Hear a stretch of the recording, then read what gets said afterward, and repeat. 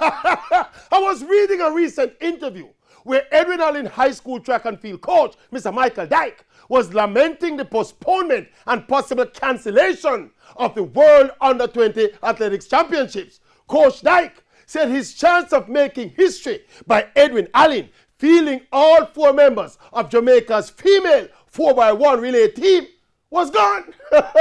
And how he was expecting something special from his star athlete, Kevona Davis, whom he says was going to leave a lot of people in awe this season.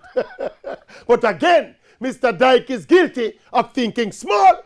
This disappointment should be about the Tokyo Olympics being postponed and Coach Dyke having to wait another year to unleash this phenomenal 18-year-old from Jamaica on the Olympic stage. That is what should be irking Coach Dyke.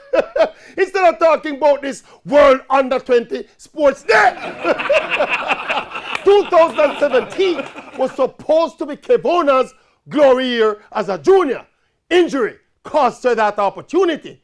Time to move on and becoming a teenage Olympian like the great Una Morris and Juliet Cuthbert and Veronica Campbell-Brown would have been a good place to start. The best thing coming out of Mr. Dyke's interview was when he said that Kevona Davis will not be coming back to run a champs next year.